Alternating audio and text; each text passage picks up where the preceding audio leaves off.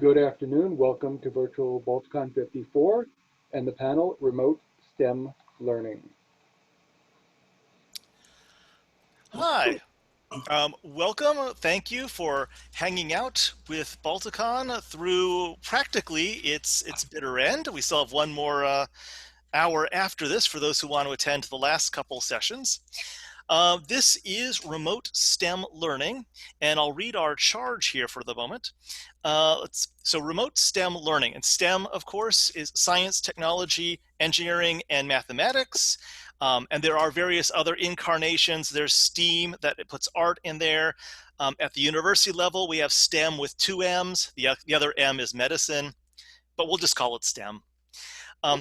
The shift to remote education brought on by the COVID-19 pandemic raises many issues, particularly in STEM fields based around lab work.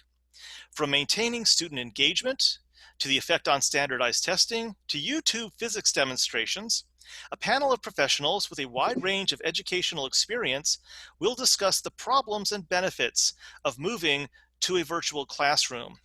And momentarily, I'll have our panelists introduce themselves alphabetically by last name for the first go-round.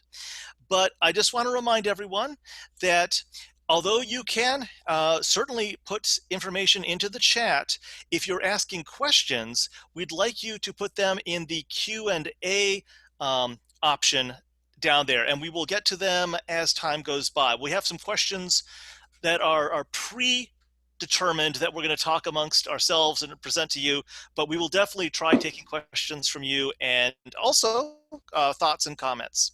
So let me see if I remember my alphabet well. Okay, so Dr. Asaro, if you could introduce yourself and talk about your role in STEM remote teaching. Hi, yeah, my name's Catherine Asaro. My specialty, well, my doctorate is in theoretical chemical physics. I got it from the Harvard Chemical Physics program. Because I did theoretical, really I'm an applied mathematician. I'm all about math. I ran the Chesapeake math program for many, many years until I retired in the end of, 2018. I served schools all over the Maryland area. I coached many students. I had thousands of students, but part of what the Chesapeake math program was I was help schools set up math programs, math clubs, coaching for math teams. So I wasn't teaching all those thousands of students. But I did work with a lot of them, especially profoundly gifted students who wanted to compete in like the American math competitions, the physics Olympiad, the chemistry Olympiad. Those were the 3 subjects that I worked on. I did that for decades. I also did a lot with homeschoolers, including a lot of remote education, because homeschoolers, they don't have access to programs. Okay, I'm going to give very briefly, I'm also a writer, obviously. That's why I'm here. This is my next book. Is that showing? Yes. Mm-hmm. It comes out in July 7th, 2020. I promised my publisher I would show that. And I'll put I'm not going to give my website here because you'll forget it, but I can put it in the chat. I mean, you may not forget it, but it's a pain. So that's me. Thank you. Sure. Okay, so Art, if you want to introduce yourself and what your role has been in STEM remote teaching. Okay, my name is Art Boorman. I'm a special educator, math and science teacher at Severna Park High School in Anne Arundel County, National Blue Ribbon School. Yay. I am where the rubber meets the road. My job is actually to plan and deliver instruction to special needs students through remote learning. My teaching experience, I've been teaching everything from level 6, institutional special education, correctional institutional special education, all the way through high school level to community college. I've been teaching since the early 90s. So that's about me. Okay, great, thanks. All right, Sam, it looks like you're up next. Hello, I'm Sam Lubell. I have taught traditional, alternative, and special education in public, private, religious schools and have over 20 years of experience as an education policy analyst. I've done work for the Gates Foundation, various other groups, including the National Board for Professional Teaching Standards. And I've been a science fiction fan forever and do a lot with the Washington Science Fiction Association and the Baltimore Science Fiction Society. Great. So, John, you're up next. Okay. Hi, my name is John Monahan. I'm a teacher. I taught for 14 years with the Baltimore City Public Schools. Currently, I'm at a small school called the Baltimore School for Independent Learners. I'm kind of in a unique position because over the years, I've taught everything from like upper elementary all the way to high school. So I've taught a little bit of everything. And I'm also an author. My first book was called They Called Me Mad. And that's all about the scientists who were pushing the envelope so far that sometimes they were called mad. My current book, my newest one, is called Babbage and Lovelace, The Victorian Computer Wizard and the Enchantress of Numbers. And that's the true story of Charles Babbage and Ada Lovelace and how they tried to build a mechanical computer in the 1800s. Very cool. All right, so I should introduce myself. I'm Dr. Tom Holtz. I'm a vertebrate paleontologist and principal lecturer at the Department of Geology at University of Maryland College Park. I'm also a research associate at the Smithsonian, but that's not really as relevant to the education side. So the remote teaching aspect hit me in the middle of my spring semester, as it did with all of us, and I had issues ranging from a large class of 120 students for non-majors through a lab-based historical geology class for majors of about 20 students through supervising a senior thesis student in the last quarter of his 2-semester-long senior thesis project. So it was a variety of different troubles that came up, but seems that we've gotten through them. Grades are all in, so and so I think that's where I'll move the question to next, and we'll do it alphabetical by first name, and that is, what was the greatest challenge you faced during the COVID situation in terms of how you had to change your learning situation or your teaching situation? So Art, looks like you're up first. Well, the biggest challenge was that instead of teaching an entire group of people and teaching it once, then going around and helping individuals, I had to teach it over again and again and again, and then work with the individuals. And I had to make sure that I had them there, which meant I had to find them and get them. Some cases I had students without computers, and I had to track them down, which is hard to do when you cannot physically go and find them. But I had to call other students, I had to call parents, I had to call relatives, I had to use emergency contacts and find people and then get computers to them, which is again difficult to do when you don't have physical contact. The school really did an amazing job in making sure that we could get laptops and Chromebooks to students who needed them. And in fact, even now, as we're starting to watch people's technology start to die from heavy use, we're replacing people's home computers with loaners from the school system. So that, I think, is one of our big challenges. The other one, all of my seniors are graduating this year. So everybody I have who's a 12th grader, I got them through, which was really, really hard because people got a huge case of senioritis, and this did not help. Great. So, Catherine, what was the greatest challenge you faced in these last several months? Well, you know, I can answer both for challenges I faced because I've always done online learning. It's not a new thing for me. But I can also say for my daughter, who is a mathematician, she's a math professor at Stony Brook, and I've been witness to, you know, all their struggles. One of the things I found is keeping their attention. It's not as easy as in a classroom.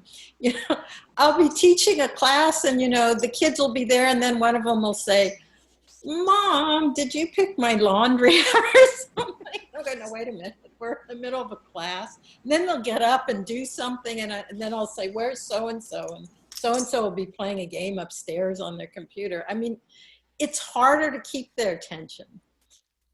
One of the things they've been having trouble with at the university is, how do you give a math test, a final exam, online? You know, they tried putting it on the computer, but then that lets people access a lot of things they're not supposed to access.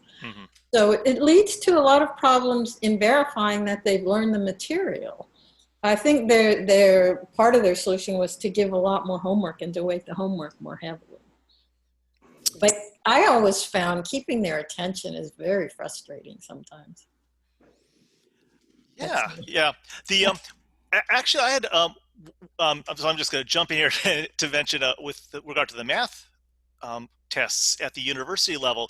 I don't teach that, but I had students write an essay towards the end of the semester about their experience with what was going on, and several math students said that they would have liked to have had pen and paper math tests, and they said they'd be willing to have the teacher and TAs proctor over the webcam, but then just scan that in so it is still comparable to the way they've always done testing in terms of math. But we'll see how that works out. So let's see. Next, nationally, the biggest problem is what's called the digital divide. Yeah. You have a lot of students with no or limited computer access, and it's not just the people, low-income people. Even if you're moderate income, you don't have enough computers for mommy and daddy who have to be using computers to work, plus 2 to 3 kids using it to work. As a result, surveys have shown that as much as a quarter of students have not checked in online. One of the ways around that is the end of the synchronous classroom. We are so heavily into asynchronous instruction right now. Yeah. Well, so John, do you have a challenge that you had, your greatest challenge? Well, I've faced a couple of challenges. One is this was the first time I had done any distance learning, so I was learning as I was going through, which is kind of typical. The other major problem I had as a science teacher is, how do you do labs? You know, there's certain classes that I could do that were perfectly fine and we could do it remote and that's not an issue. There were certain classes that, because it's designed as a lab class for the kids to be doing hands-on labs, it became impossible. I mean, what was I supposed to do with my Lego robotics class if the kids don't have access to Lego robotics at home? The other thing I found difficult for myself is, in a lot of ways, I compare classroom teaching to stand-up comedy, because you're constantly getting feedback from the audience, and doing it with a screen, I wasn't getting that kind of feedback. And so it became very difficult for me to pace and decide, you know, what kinds of things I need to go back over, which kinds of things I can emphasize. And so that lack of feedback I found personally very difficult. One of the things I found that was useful, there are technologies out there that are almost tailor-made for this. Gizmos are a really good example. They're for Explore Learning, and they're very easy to access, and they actually will allow students to conduct a simulated experiment. Now, obviously, you're not going to have the full-on laboratory experience. Obviously, there's no need for lab safety when it's a virtual laboratory, but it's better than nothing. There are also some good demonstrations that people have done over the years and put out on YouTube and on other applications that people can find. I'm trying to remember which university it is. There's the PET program, PHET, and they've got some excellent simulations as well. So again, I think this might be the fact that I've been doing science for 30 years. You see that there are a lot of sims out there that you can use. There are some classes, this is an advantage of a special educator, there are some classes where you do not want, with a medically fragile kid or a kid who's 3 or 4 standard deviations below normal intelligence, where you do not want them to be working with fire or hot glass, you know.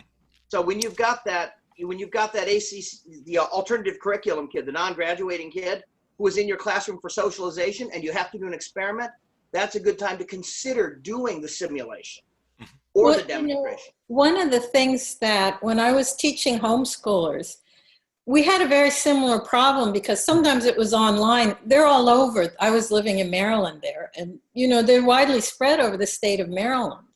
But even when it wasn't online, we still had trouble getting access to laboratory conditions. Mhm. So what I did, you can actually buy very simple experiments, like testing all the chemical properties of shampoo, and determining which ones are kinder to your hair. You can buy kits that don't cost a lot, that include the chemicals that they need in the kit, and that are safe enough so that they're not likely to blow themselves up while they're doing it. Right. And they would each get that kit. And even we'd either do it in person or we could do it over the web. And I would take them through actually doing the experiment, you know, online, like saying, okay, do this, and they do it, and I say how to turn out. And I could talk, as they were doing it, I could talk with them about the scientific method.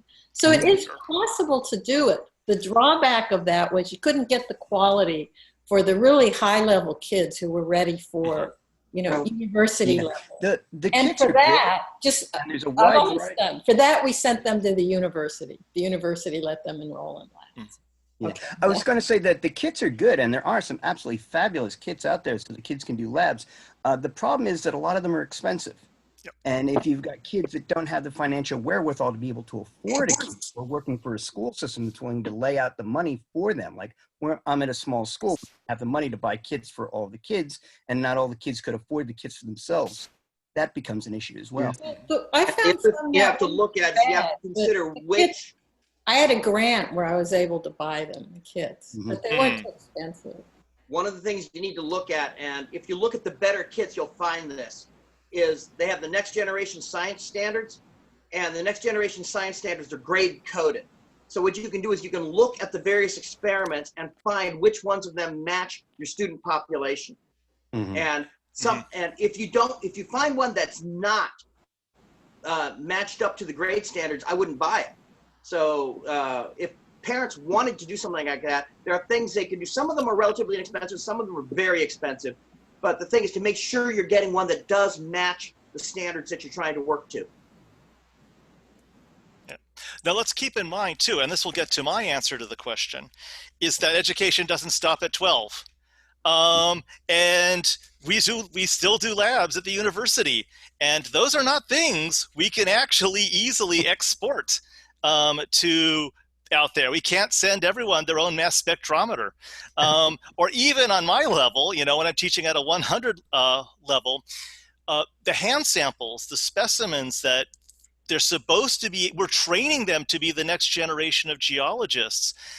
And that means picking up an object and looking at it through a hand lens.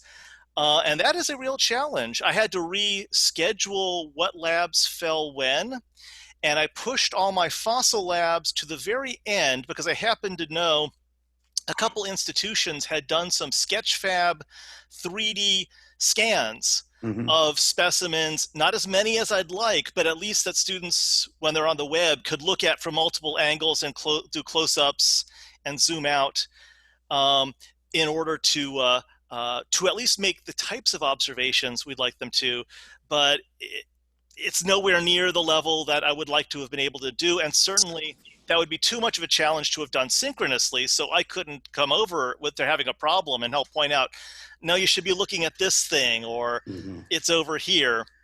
And you know, that really can't be well replicated out not in person. It's absolutely true. There is equipment that you can't get at home. And there's also things, you know, certain types of chemicals or physical apparatus that you don't want at home.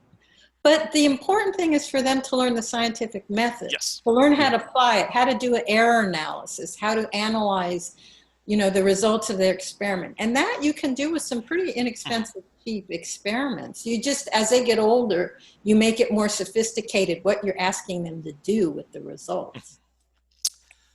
All right.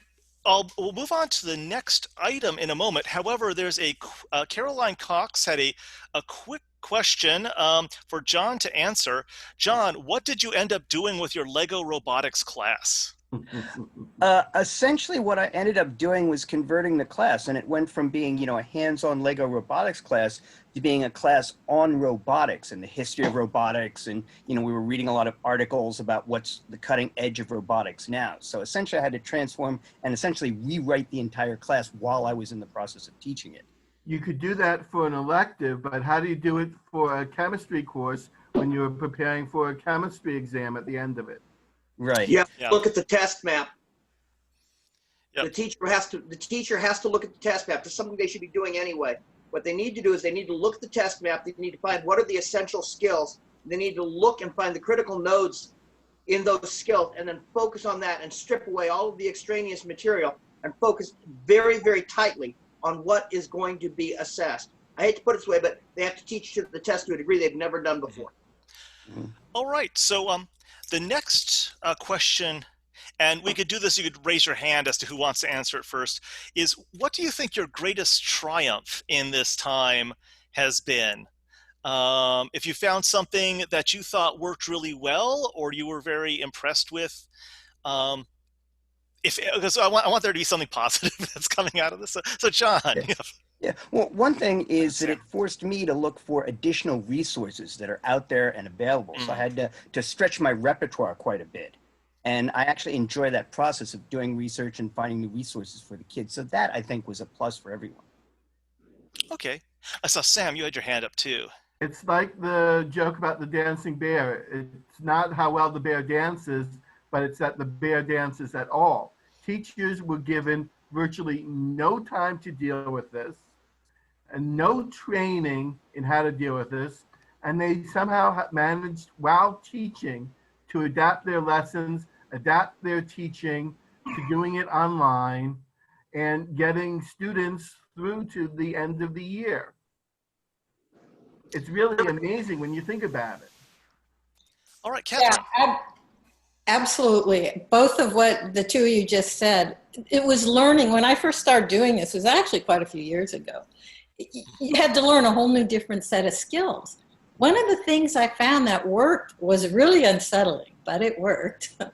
You can, when you're online, you can set up so you can see yourself teaching. And boy, is that unsettling, because there's a lot of things I didn't know I was doing, or a lot of times when, you know, my voice would get boring. So it's very not the most comfortable thing, but boy, does it help you learn to teach. Yeah, until I started teaching like this, I had no idea how often I actually touch my face while I'm teaching. So that was a learning experience for me too. Yeah, Art, did you add a... Yeah, this isn't really about STEM. This is about teaching. And it goes back, you know, I was originally, you know, my pedagogy, I was originally trained to be an upper level math teacher. And my background before I became a teacher was in engineering. And I became interested in special education, went into that direction. I've never looked back, never regretted it. But I think one thing that I see in the more successful teachers is that they have taught, instead of teaching the curriculum, they focused on teaching the student. And this is something you don't have to ask John. You can just look at his eyes and know that that's what he's doing. You know, it's really, this has become a point where you've got some teachers who are just used to being the sage in the stage. They stand up at the front of the room, you know, wisdom, the kids down there, wisdom received. This is the era right now when you're dealing with the teacher who's up and down the chairs, where you're dealing with the teacher who walks up and down the rows, who's kneeling down by the kid's desk. We're not physically kneeling anymore. I don't think my knees would stand it, but we're reaching out to the students as individuals, and we're coping with them as individuals. My training as a case manager, you know, for special education has been coming into play a lot dealing with non-special ed kids, because right now they're in a crisis situation. They're not prepared for this. They're not used to it. And a lot of them, to be very blunt, have said to heck with it. And we have to reach out, re-engage them, bring them back in. And it's really, really hard, but it's something that you will see people do who aren't just quote unquote educators, but they're actually teachers. Yeah, absolutely. And one of the things I found helped with that is when I was doing an online class, I would give them a problem. I give it to everybody who was online, and they were all on email. So we were using email. And I'd say, okay, everybody solve this particular problem. You know, first we'd talk about, you know, the concepts. And then they would each individually email me their answers so I could see what they've done. And I required them to show the steps. And I could answer individually to each one. It's not quite the same as working in person because I interact a lot with their personality, I think more than I realize. But I could still individually give them each, and I would tell them, do not post to the general loop how you did it. Don't put your answer up because then nobody else has to do any work. And however, that only works successfully for a class if it's less than 10 or so people. I mean, if you have 100 people trying to do that, there's no way it works. Mm-hmm. Exactly, yeah. So I'm actually, we'll be getting some good questions showing up here in the Q&A. So I think I'm going to turn over to them than some of the original things I had talked about. So Craig and Shelton has a question here. I am a very low experience university adjunct with limited experience in synchronous, hybrid, and asynchronous online. My experience with asynchronous was very dissatisfying because I did not feel like I was teaching, more as a graduate assistant just grading papers. Synchronous and hybrid I liked because the students learned so much from each other, especially working adult students. They also sometimes formed a mutual support cohort. Comments on whether or how to handle async so it is truly teaching. So if anyone wants to handle the how to make asynchronous actual teaching, you can go for it. Flip your curriculum. Oops, sorry, teacher phrase.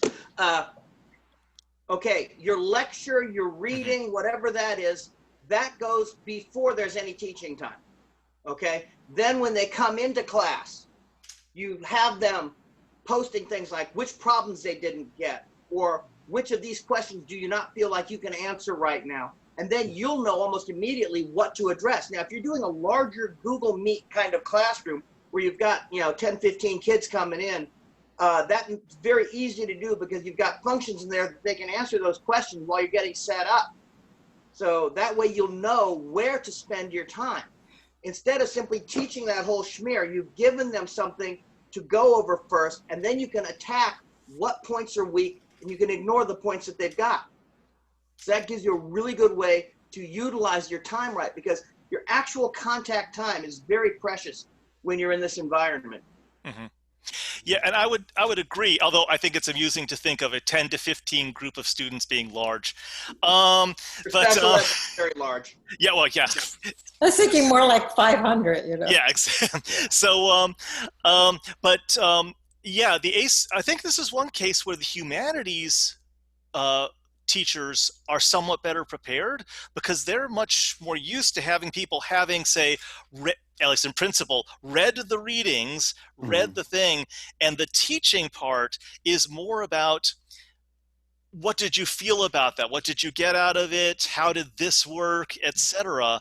And in some ways, doing the asynchronous teaching or the flipped classroom idea, the lectures they've all seen beforehand in principle. And so when you're actually meeting with them, you're using your synchronous time to explore what it meant so that they can process information about it. But if anyone else has thoughts about the idea of synchronous versus asynchronous, although I will say one particular situation that is less applicable in K through 12, where normally you're in the same time zone as your students, but in other situations is a problem, is when your students have gone back home and their home is Singapore or Thailand, they can't make the synchronous meetings anymore, or at least it's rather mean to try to make them make that. But yeah, anyone else? Go for it. Yeah, one thing I've noticed they're doing at least with my daughter's class at Stony Brook, they record all the classes. In fact, they did that even before, they all went online. So they have the lectures recorded. They can watch the lectures. What my daughter would do, she found this, I'm not exactly sure how she got it to work this way, but she can give a question in class and they all click in their answers. Yes. And maybe there's 5 or 6 or 7 possibilities. And then the software does this really quick thing that says, okay, 45% said this, 20% said that, only 8% got it right. And she immediately knows where they need work. So she can talk about that, work examples, and then do another one. Yeah, I've seen systems like that. I know when I was doing some stuff over at Hopkins, they had something like that in the physics department, where essentially the teacher was constantly getting feedback over the computer on what kinds of things the kids were having difficulty with and how they were able to understand stuff. And it was a great system. Yeah, a lot of the companies that originally, a lot of the clickers were, they had their own proprietary remotes that were feeding into an IR reader in the classroom. But over the last decade or so, it's been software that they can have on their smartphone. And that way, if they're watching a lecture live, but they're getting their, 4G, 5G signal, they can actually do their response, and you can get that back in there. I was not using clickers this last couple of years, but I know a lot of colleagues who are. So Another thing you could do is use internet resources, things like the Khan Academy and such, sort of do as almost the tutorials, and then use the class time to go over questions, problems that way. Khan Academy is good. Khan Academy is good as a supplement if you don't understand something to go there. I would not use it to teach. I agree. It's more supplementary material. I think if you're fully asynchronous, and some of these classes are turning into that. The kids don't show up to the lectures online because they can't figure it out and they're having a hard time relating. So they start sending a lot of emails and you work with them individually in email. That works for, classes that don't have hundreds of students. You just can't do it if your class has, like this one my daughter's teaching, there's like 3 teachers. It's like, I don't know, hundreds and hundreds and hundreds of students. And it reaches a point where you have no choice but to do them all together. They're going to have to look at a couple of things with that. First, they're going to have to look at a smaller student to teacher ratio because the amount of time each student takes is going to expand. But another thing they're going to have to look at is ELA and math are going to get a larger bite of the apple when it comes back to actual live time in class. There's a research that they've been beaten on at the federal level. They're pushing down to the states. Maryland is very heavy into this. They're recognizing that the amount of progress students are making without actual face time doing mathematics it's significantly damaged. Yeah. John, One thing I'd say on that is, that the school systems are absolutely going to have to readjust that ratio of teacher to student, and there's a lot of resources that they're going to need to do it properly. On the other hand, because the economy is tanking, so are tax revenues. So they're simply not going to have the money or be willing to invest the money in those sorts of things. So it's going to be a real battle. Well, one of the things that's happening at Stony Brook is, they give the lecture, hardly anyone shows up, but the lecture is recorded. So people watch it at their leisure. Some things I found when I was teaching math, and developing these programs, what I did was work with schools, middle schools and high schools, to develop programs that extended the math, like math clubs to do math counts, American math competitions, that sort of thing. The parents play a really big role in that. And I found that, I had some students who went on to win, become winners in like the USA Mathematical Olympiad. It reaches a point where they are taking the major responsibility for learning onto themselves. I think what we as teachers need to do is figure out how to motivate more than just the top students who are winning the competitions to take it onto themselves to learn it. And homeschoolers have a real gift at doing this. And I don't know if it's because they just get better at teaching or if it's because almost by default, if you're willing to homeschool your kids, you have a better relationship with them anyway. Studies show that when you take into account the economics of the parents involved, homeschoolers do not do any better than regular school students. Since we're talking about parents, I'm actually there's a question that leads into this. And that was from Hannah Nelson, who asked, are there any specific resources you would suggest for parents? It's great that students are stepping up with the move to online, but as a parent, it behooves me to find things that help them as well. What would you suggest? And then if John, if you had a point from a different direction, we'll go back to you after that. But I think since we were discussing parents anyway, this was a great time. So resources to help out parents, any suggestions? Depends on what the subject area is. Explore Learning's got a lot of good stuff for science and mathematics simulations, but most of them are middle school and up. If you've got a kid with a TI that you're trying to teach them how to use, I would definitely go, because their website, they've actually got the manuals on site as a PDF. So, you know, if you've got a kid and their parents are trying to help them figure out how to do something and they don't know how to do it, then going there, it's just such an open-ended question. Well, as a mathematician or math teacher, I can give some resources for more advanced older students. I would say look at the Art of Problem Solving website. It's a huge website, and it was designed to go for this online learning long before any of COVID happened. They've been around since, you know, for many, many years. They have classes, they have books, they have forums the kids get together on. They have interactive classes online where everybody's, you know, participating. They have hundreds and hundreds of possible resources. Entire sections of their website are devoted to resources for teaching. For younger students, well, they recently started for younger students too, so they can go as early as first grade. Also, you might look at Math Kangaroo. They're one of the best programs for, they have things starting in kindergarten, and they're age appropriate. That is, you don't have to be a really advanced kid to do their programs that they have. Yeah, there's a lot of resources available in terms of like videos and video lectures and things like that. For the older kids, there's a wide variety of crash course videos, crash course biology, crash course astronomy, a bunch of things like that that are great. For younger kids, the folks that do the TED Talks actually have a series of videos called TED Ed, and that they're really nice. They do a variety of different scientific subjects, and they're all broken down and really accessible for the younger kids, so I'd advise that.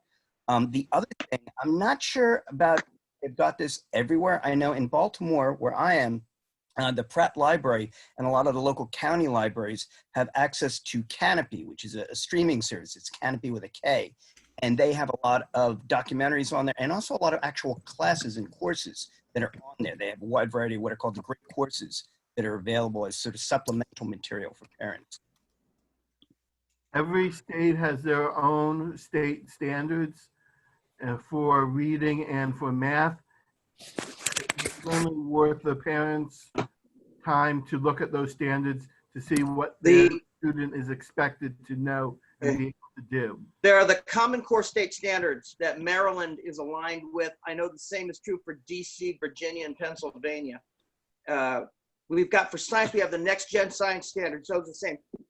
Even though it's not the federal government's job to promulgate a specific set of standards, what happened was an interstate coalition, consortium, whatever you want to call it, came together and put together standards for math, science, ELA, and a couple other things. And then the federal government said, we're going to back these and tie federal monies to your adherence to those consortium standards. Wow. Well, here's a question, and I don't know what help we can give to Melissa Wimble, but maybe we could try. She asks or says, "Hi there, this may be a long story. I'm actually an English teacher, but here taking notes for my district. So I teach in a very rural school district that not only do we not have many students with computers, but also without access to the internet. Verizon/Comcast has zero presence out there. We also have some students who we can't get a hold of because mom, dad, guardian is hard or impossible to contact. Even one student whose mom was actively avoiding calls from the school. How would you recommend continuing teaching our students?" So this is a challenge, and I don't know if any of us have a good answer, but maybe, John's got a hand up. And well, I don't know how helpful it'll be, but I know that this is an issue not just in rural areas. When I was teaching for the Baltimore City public school system, I had a certain percentage of kids that were literally homeless, who obviously didn't have access to the internet and to computers, things like that. So it's a real struggle. Let me start backwards with the ones where you can't get a hold, where you think that the parents are trying to avoid contact. At a certain point, your pupil personnel workers should be able to identify the cases that need to be brought up to DSS or possibly even to the local police, because willfully withholding your kids from school in some states, and Maryland is one of them, is actually a form of abuse. If you are not allowing your kid to get an education, I don't mean keeping them out for home teaching purposes, for homeschooling purposes, excuse me. But if you're just not allowing the kid to get an education, that is abuse. And I'm not just, that's a legal thing. So we've got an entire network, and it varies from state to state. In Maryland, we go through the pupil personnel workers, then it goes up to the district makes a call, and then it goes out that way. In some cases, they can truncate and under certain circumstances go directly to calling the police, calling social services in. That was one side. Now, in cases where you've got folks who don't have access, like even if they had a computer, there's no service in their area. That's when it goes to paper. That's when it goes to, you find out what technology the person's got. People may or may not have computers, but most people have phones. You can also realize that a lot of people who don't have a standard, computer in their house still have cell phones. And you can utilize things like this on the cell phone. You can utilize other devices in concert with physical resources when mailed to the kid. One thing Go some ahead. places are doing is they're extending Wi-Fi into library parking lots and school parking lots, so people who have these phones can drive in and use their phones or laptops without having to pay the bandwidth charges. Yeah, some of my students that, homeschoolers, because they all usually have one salary, a lot of them couldn't afford to get these, some of them couldn't even afford to get internet or anything. They'd go to Starbucks if they needed internet. And we did do a lot of things by mail. Like people would mail me their assignments. They'd mail me their, even tests, if I had take-home tests. And then we talk about it in email. There was no in cases like that where they couldn't come to my classes and they didn't have access easily to internet. We often, we would do it that way. And then they'd go to Starbucks and contact me on email when they had to. It's hard to teach that way though, because of the time delay. You can do one thing I'd put in on that is one thing I'd put in on that is under what used to be ordinary circumstances, the kids could always go to the library and access computers and the internet there. Now, a lot of places are shut down, including libraries in many cases, so the kids don't have access to that. I'm not sure if the restaurants are going to give access to internet now that they're only doing carryout business, or what's going on with Starbucks and places like that. So it may become an additional problem. Well, I note that Raymond, and being conscious of the time, Raymond Shea asks a question that actually I had on our list before, so we might as well do it. Assuming we go back, hang on, here it is. Are there any lessons, capabilities, or methodology from this period that you would want to carry through even when things get back to, in quotes, normal? What have we learned that we might want to take on into the future? Go for it, John. Okay. As I was saying earlier, I've had to find a lot of new resources in terms of supplemental material. So I'd like to keep that stuff in my repertoire and be able to use it more. The other thing is now I've learned a whole lot more tech skills that I'll have to be able to use and be able to utilize. So for instance, even after we go back, there's certain features of things like Google Classroom and other services like that I may end up incorporating into the classes that I'm teaching. Well, I think this has sped along something that I suspect is the future of education, which is virtual classrooms. Because in a virtual classroom, if you can create the classroom interaction, which you could do once virtual reality gets good enough, students can come in from anywhere. And even before everything went on lockdown, my daughter was starting to see this. People would tune into her lecture from somewhere else than the lecture because it was being recorded, it was online. I think this has just pushed us to develop faster what will probably eventually be a substantial portion of education, which is the virtual classroom, which is giving you essentially the classroom experience, but from anywhere you are. Yeah. I'm going to throw an observation of what we've been learning that we'll be incorporating in the future is the virtual field trip. That a lot of places like museums and so forth are making virtual tours available. And similarly, we've got we, and I know others at other institutions have grants in that hopefully we'll get there, where we could do field scans of, say, outcrops, and you could imagine the equivalent for other disciplines. That not only would they be useful to allowing people to access these things when we don't necessarily have the transport to get them out there, but people of alternative ability might be able to then participate in field experiences that otherwise they wouldn't be able to do. So it's sort of like, as I said, silver lining on our hurricane. It's not why we wanted to learn that, but it's something that'll be useful. Yeah. Yeah, just like to put in a plug, since I also teach a 3D printing class, that on a lot of those scans, you can then do a 3D print, so people that are students who are visually impaired physically feel the objects. Mm-hmm. I also think it's going to make education more universally available. Right now, you know, there's a lot of resources a lot of people don't have available to them unless they go to, you know, magnet school or something like that. But as you know, probably the biggest stopping point to that is people being able to get online, because not everybody has access. So if we can expand the access of people in, you know, school systems that don't have as many of these resources, it greatly expands the educational potential for students from all sorts of different types of background. Teacher unions are talking about changing contracts to reflect the situation, so that it won't be just teachers will teach X number of periods, but would include online stuff. And how do you account for that? Is it by hour? Is it by student? So that's something they're trying to figure out.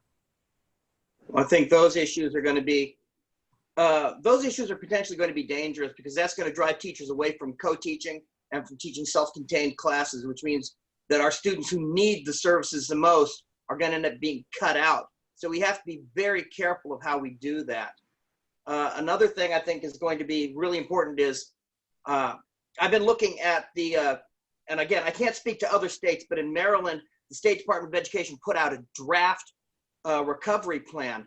And depending upon how you're measuring things, they're looking at possibly 1 day out of 10, all the way up to 4 days out of 10 actual in-school time, with significant amounts of that being given over to math and English language arts. So I think we're looking at a serious change in how education, in particular, other subject areas. I think world classical languages, which is also an area that requires a lot of face time, is going to take a hit. You're looking at a lot of things going on that are going to change the way we do things in a lot of ways. I mean, for another issue, we've got system redundancy, both on the student end and on the faculty end, is going to be a major issue. When somebody's computer goes down, that cuts out the entire link, and it's going to be a problem. We are going to end up changing how we do things. We are, you know, if we're going to do this effectively in the future, yeah, I realize that there are monetary issues. John brought them up, and he's absolutely right.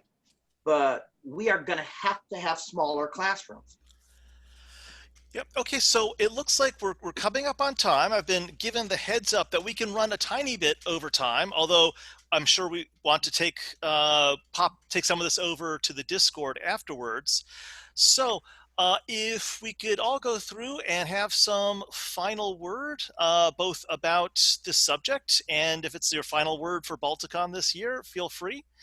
So let's do it alphabetical by last name backwards. So John, that'll be for. Okay. Short story. I remember a couple of years ago, It was right before school started for the year. I was in Staples picking up random supplies for the year. And I ran into this guy who was doing the same thing. And it was pretty obvious when I got to talking to him that he was a first-year teacher and was sort of, looking to me as an experienced teacher. He said, okay, what's the one thing I absolutely need to keep in the classroom? I said, a sense of humor. Everything else is optional. And that's essentially the situation that we're going to be in. So keep your sense of humor. I think that'll go a long way. Great. Sam. I think that teachers are going to use the summer to learn more about how to teach online. And I am sure that they will be adapting their lesson plans during the summer when they have time, instead of having to do it on the fly, so that they will be better prepared in case they have to continue to teach online. Also, this has shown the digital divide in ways that were only theoretical before, but it's become more urgent to have internet everywhere. Yep. Art. Well, a couple of things hit me. I think, to be honest, the training I had as a math and science teacher, the training I had as an engineer did not help me in this crisis nearly as much as my training as a special educator. I'm used to teaching to the child, not teaching to the curriculum. And right now, that is what we are doing more than ever before. The special ed department at my school, we are working way harder than some of the other departments, but we're also getting a lot more done. And that's because we do teach to the child instead of teaching to the curriculum. All right, Catherine.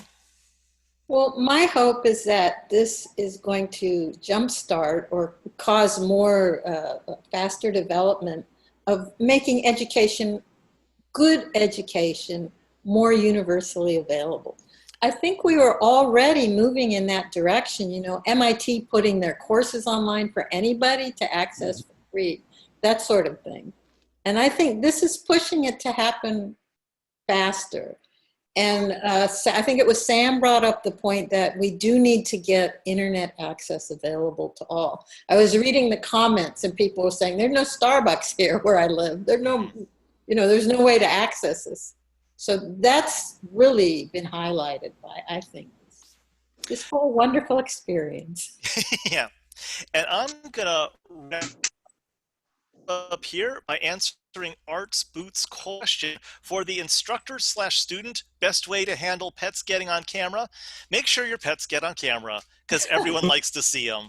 And we all understand that when we're working and teaching and learning from home, we need our furry or feathered or scaly friends with us.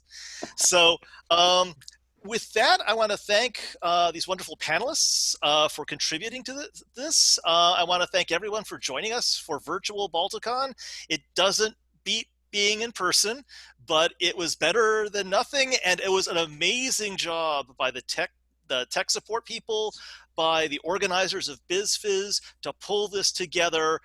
Balticon's been a highlight of my spring every year since the 80s, and I was really dreading not being able to do it, and I was happy that we have a Balticon experience. So I want to, since we've got some people here, we could applaud the tech staff, and we could applaud the people who run BizFizz for the wonderful job they've done. Absolutely. And thanks to everyone who listened in. Yes. Yeah. Yes, I can't thank you believe guys. 61 people showed up at this time. Usually in a panel like this, if we're in person, we get like 5 people. Yeah, exactly. We have 51. Yeah, that was great. So if people didn't get their questions answered, if any of us want to go over to the Discord channel, and it looks like it'll be the Science Skeptics channel, that's where we'll be going. Here we go. So if we see you there, great. If not, have a great Memorial Day, and keep Balticon in your hearts. And thank you for doing such a great job moderating. Thanks.